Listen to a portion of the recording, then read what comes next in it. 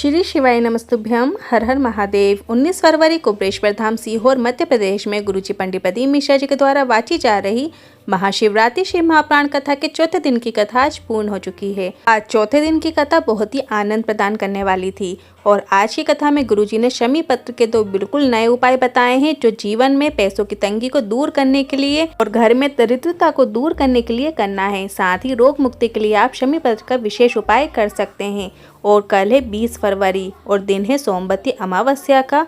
बहुत ही विशेष दिन पड़ रहा है और इस सोमवती अमावस्या में गुरुजी के बताए एक उपाय आपको इसी वीडियो के अंत में बताएंगे। गुरुजी ने इस उपाय को सभी से सोमवती अमावस्या में ज़रूर करने को कहा है, तो ये उपाय देखना ना भूलें जो आपको कल के दिन करना ही है। आज की कथा में गुरुजी ने 15 उपाय पत्र उपयोगी जानकारियां दी हैं। सभी की जानकारी आपको इस वीडियो के माध्यम से देंगे। अगर आपने आज की कथा नहीं सुनी है तो पूरी कथा का रास्ता तो आपको इस छोटे से वीडियो से प्राप्त हो जाएगा। बढ़ते हैं आज की कथा की पहली जानकारी की ओर। बादाम को पानी में भिगोकर रखोगे तो उसका छिलका निकल जाता है और इस मन को शिव महाप्राण में भिगोकर रखोगे तो तुम्हारे से अहंकार निकल जाता है, ये निश्चितता है। और जब आपके अंदर से अहंकार निकल जाता है तभी आप राम कृष्ण और शिव की प्राप्ति कर सकते हो, शिव की प्राप्ति हो सकती है। बढ़ते हैं आज की कथा की दूसरी जानकारी की ओर। कई लोग कहते हैं रुद्राक्ष से चमत्कार होता है, तो इस पर गुरुजी ने कहा हाँ, कहना चाहेंगे चमत्कार और रुद्राक्ष ये दोनों अलग अलग शब्द हैं। पूरी शिव महाप्राण में आपको कहीं भी चमत्कार वर्ड नहीं मिलेगा। महादेव पार्वती से कहते हैं ये रुद्राक्ष का पौधा मेरे नैन अष्टू से उत्पन्न हुआ है और 1 से लेकर 14 मुखी रुद्राक्ष गर्ग संहिता लिंग पुराण में आता है और 1 से लेकर 21 मुखी रुद्राक्ष तक के वर्णन स्कंद पुराण में मिलता है। शिव जी कहते हैं मेरे नजदीक आने वाले को चमत्कार पर विश्वास नहीं होना चाहिए। बढ़ते हैं आज की कथा की तीसरी जानकारी की ओर। एक पत्र आया जिसमें लिखा था हमारी कई पीढ़ी से किसी की भी सरकारी नौकरी नहीं थी। पूरा जीवन हमारा परिवार मेहनत और मजदूरी करता रहता था। मैं 3 साल से नौकरी के लिए इंटरव्यू दे रहा था पर मेरा बड़ा बेटा सफल नहीं हो पा रहा था। मोबाइल चलाते चलाते आपकी कथा देख ली। 1 वर्ष से आपसे जुड़ा हुआ हूँ। पहली बार सीहोर आया था तब मैं बेरोजगार था और खाली हाथ आया था और मुझे रुद्राक्ष भी नहीं मिला था और मैं ये निवेदन करके आया कि अगली बार आऊं तो खाली हाथ ना आऊं और बाबा की कृपा से मेरी एयरफोर्स में नौकरी लग गई है। उसी का आभार व्यक्त करने कथा पांडाल में आया हूं। बढ़ते हैं आज की कथा की चौथी जानकारी की ओर। गणेश जी पत्र लेकर आए। गुरुदेव मुझे कंधे में दर्द होता था जिससे मुझे एक इंजेक्शन लगता था और मैं बिस्तर पे पड़ा रहता था। कई डॉक्टर बदले पर आराम नहीं मिल रहा था। तब मेरी पत्नी शिव महाप्राण कथा का अनुसरण करना शुरू किया। पशुपतिनाथ व्रत किया और शिव जी पर जल चढ़ाकर मुझे जल पिला देती और बेल पत्र भी खिला देती और मेरे पर बाबा की कृपा हुई और मेरे को इंजेक्शन लगना भी बंद हो गए हैं और मैं ठीक हो गया हूँ। उसी का आभार व्यक्त करने कथा पांडाल में आया हूँ। बढ़ते हैं आज की कथा की 5वीं जानकारी की ओर। एक फौजी भाई ने पत्र लिखा जिसमें उन्होंने लिखा भारतीय सेना में कार्यरत हूँ। पशुपतिनाथ व्रत की महिमा का वर्णन करना चाहता हूँ। हमारे यहाँ 2 भाइयों को संतान की प्राप्ति नहीं हो रही थी। डॉक्टर को भी दिखाया पर कुछ फायदा नहीं हुआ। तब मेरी धर्मपत्नी ने उन्हें पशुपतिनाथ व्रत के बारे में बताया और सफेद आकड़ी की जड़ का उपाय बताया और बाबा की कृपा से उन्हें कई वर्षों के बाद संतान की प्राप्ति हुई है। उसी का आभार व्यक्त करने कथा पांडाल में आया हूँ। बढ़ते हैं आज की कथा की 6वीं जानकारी की ओर। लहरी सिंह माला जी पत्र लेकर आई। हमारा लड़का कई वर्षों से सरकारी नौकरी की तैयारी कर रहा था। आपने कथा में बेल पत्र में शहद लगाकर शिवलिंग पर चिपकाने को कहा था और शिवलिंग पर रोज 1 लोटा जल का महत्व बताया था और मेरी माँ ने पशुपतिनाथ व्रत भी किया और मेरा सिलेक्शन बिजली बोर्ड में हो गया था पर ज्वाइनिंग लेटर नहीं आया था। निराश हो गए। माँ ने कहा तू रेलवे की नौकरी की परीक्षा दे और मेरे बेटे ने रेलवे की नौकरी की परीक्षा दी और उसमें उसकी नौकरी लग गई और आज मेरा बेटा स्टेशन मास्टर बन गया है। उसी का आभार व्यक्त करने कथा पांडाल में आए हैं। बढ़ते हैं आज की कथा की 7वीं जानकारी की ओर। एक पत्र आया। मेरे बेटे के फेफड़ों में गठान बता दी गई थी। कई जगह बताया पर सभी ने कैंसर बता दिया। फिर हम कुबरेश्वर धाम आ गए और यहाँ की रच को उसके सीने में लगा दी। मुंबई में जांच हुई और उसकी रिपोर्ट नॉर्मल आ गई। उसे कैंसर नहीं निकला। उसी का आभार व्यक्त करने कथा पांडाल में आए हैं। अब बढ़ते हैं आज की कथा की 8वीं जानकारी की ओर। गुरुजी ने कहा लिखने वालों ने तो लिख दिया, वहाँ खाने पीने को कुछ भी नहीं है। तो इस पर गुरुजी ने कहा अगर ऐसा होता है तो यहाँ पर जीजी और भैया लोग इतने दिन रुक कैसे पाते। बढ़ते हैं आज की कथा की 9वीं जानकारी की ओर। गुरुजी ने कहा 10 रुपए की पानी की बोतल को 50-50 रुपए में बेचा गया।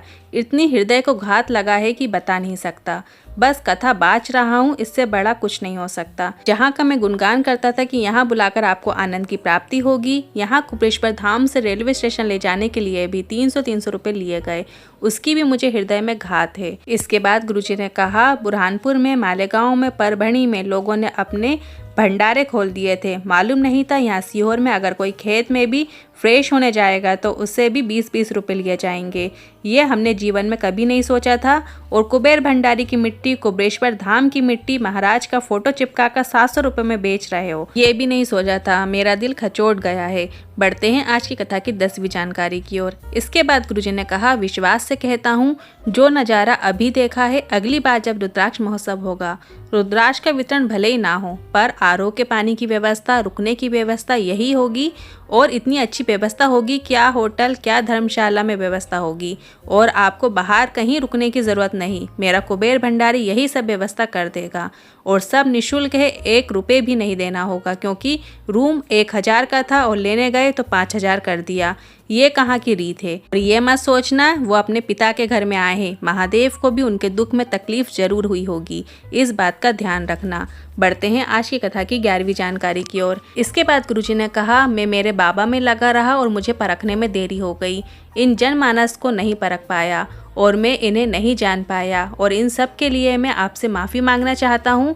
इसके बाद गुरुजी ने कहा इस बार 5 लाख लोगों को एक साथ भोजन कराने की व्यवस्था कराई गई थी, अगली बार 10 लाख लोगों को एक साथ भोजन की व्यवस्था की जाएगी। बढ़ते हैं आज की कथा की 12वीं जानकारी की ओर। गुरुजी ने भोपाल के मन के सुकून जो कम्युनिटी में जो लड़के काम करते हैं, जो आकर कुबेश्वर धाम में सेवा प्रदान कर रहे हैं, रात में जो भी कचरा पड़ा रहता है वो सब साफ सफाई करते हैं, उनका आभार व्यक्त किया। और गुरुजी ने महाराष्ट्र और छत्तीसगढ़ के 2 ट्रक भर के अनाज भेजने वालों को भी आभार व्यक्त किया। बढ़ते हैं आज की कथा की 13वीं जानकारी की ओर। गुरुजी ने कहा सनातन धर्म को बदनाम करने का ठेका लिया है लोगों ने, और ऐसा करने से दूसरे तो बाद में होंगे, अपनों ने ही आगे बढ़कर बदनाम किया है। बढ़ते हैं आज की कथा की 14वीं जानकारी की ओर। गुरुजी ने कहा अगर अभी रुद्राक्ष वितरण बंद है और बाद में शुरू होगा, तो जैसे ये वापस जा रहे हैं और बाद में आकर लाइन लगाकर रुद्राक्ष प्राप्त करेंगे, और वैसे ही यहाँ के नेता, अभिनेता, प्रेस, न्यूज़ और जितने भी वीआईपी लोग हैं उनसे भी मैं कहना चाहूँगा आपको भी लाइन में लगकर रुद्राक्ष प्राप्त करना होगा। और कोई ऐसा ना कहे कि ये मेरा भाई, ये उसका भाई है, इसे रुद्राक्ष दे दो। आप भी सबके समान ही हैं, कोई अंतर नहीं है। बढ़ते हैं आज की कथा की 15वीं जानकारी की ओर। गुरुजी ने आज की कथा में एक बहुत अच्छा उपाय बताया है। गुरुजी ने बताया है कि जब एक्सीडेंट होता है, बड़ा रोग होता है, बड़ी बीमारी आती है, तो सभी तुमको महामृत्युंजय का पाठ करने को कहते हैं। शमी पत्र को देवादेव महादेव को चढ़ाने का एक नियम बताया है आज। कब और कैसे और कहाँ चढ़ाना चाहिए, तो आपको शिवलिंग का संपूर्ण स्नान कर देना है, अभिषेक कर देना है, श्रृंगार कर देना है, सब कुछ शिवलिंग पर चढ़ा दीजिए। इसके पास सबसे आखिरी में आपको शमी पत्र को, एक शमी पत्र लेना है, और शमी पत्र को आपको माता पार्वती के हस्त कमलों में कटिभाग में स्पर्श कराते हुए शिवलिंग के ऊपर अर्पित कर देना है। इस प्रकार से शमी पत्र को शिवलिंग पर अर्पित करने से माता पार्वती आपकी मनोकामना देवादिदेव महादेव के कानों तक पहुंचा देती हैं और आपकी मनोकामना पूरी हो जाती है। अभी समय के अभाव के कारण ये उपाय हम आपको वीडियो में करके नहीं दिखा पा रहे हैं, पर कल कथा के वीडियो के साथ आपको इस उपाय को जरूर करके दिखाएंगे। अब बढ़ते हैं कथा की अगली जानकारी की ओर। गुरुजी ने एक और अच्छा उपाय बताया है, वो भी आप ध्यान से सुनिएगा। जब बहुत ज़्यादा मात्रा में दरिद्रता होती है, जीवन में बहुत कष्ट होता है, पैसों की बहुत तंगी रहती है, तो आपको शमी पत्र और वेल पत्र का प्रैक्टिकल आपको जीवन में एक बार ज़रूर करके देखना चाहिए। आपको एक वेल पत्र जलाधारी में अर्पित करना है और एक वेल पत्र माता पार्वती के हस्त कमलों में अर्पित करना है, और 7 शमी पत्र आपको शिवलिंग के ऊपर अर्पित करना है। जीवन में कितनी भी पैसों की कमी हो, दरिद्रता हो, महादेव की कृपा से आपके जीवन में धन संबंधित परेशानियां जरूर दूर हो जाती हैं। अभी समय के अभाव के कारण ये उपाय हम आपको वीडियो में करके नहीं दिखा पा रहे हैं, पर कल कथा के वीडियो के साथ आपको इस उपाय को जरूर करके दिखाएंगे। कल है सोमवती अमावस्या, तो इस दिन किया जाने वाला एक विशेष उपाय है। अगर घर में कोई व्यक्ति बार बार बीमार हो जाता हो, उसकी बीमारी ठीक ही नहीं हो रही हो, या कोई बड़ी बीमारी हो, अंदेशा हो कि ये कोई बड़ी बीमारी हो सकती है, तो आप ये उपाय 20 फरवरी 2023 की सोमवती अमावस्या में ज़रूर करें। इस मौके को ना जाने दें, ऐसा मौका बार बार नहीं मिलता। आपको एक पात्र में जल ले लेना है और उसमें पीला चंदन घोल लीजिए और उसमें काली मिर्च पीस कर डाल देना है और उसमें 7 बेलपत्र डाल देना है। 7 वृक्ष के 7 पत्ते आपको ले लेना है, मतलब एक एक वृक्ष से आपको एक एक पत्ता लेकर 7 पत्ते ले लेना है। और इस कलश को अपने घर में सभी तरफ घुमाकर उस व्यक्ति से स्पर्श करा दीजिए जो व्यक्ति बहुत बीमार रहता हो, जिसको बड़ी बीमारी हो गई हो, उसके हाथ से स्पर्श करा देना है। अब कलश का जल और अंदर की जो बेलपत्र और पेड़ की पत्तियां आपको शिवलिंग पर अर्पित कर देना है। थोड़ा सा जल बचा लें, कुछ बूंदें बची हुई हों, वो आपको शंकर भगवान के जो मंदिर की देहली होती है वहां पर चौखट पर आपको चढ़ा देना है। और थोड़ा सा जल आपको 1 चम्मच उसी जल कलश में बचा लेना है और वहां से आपको लेकर आ जाना है।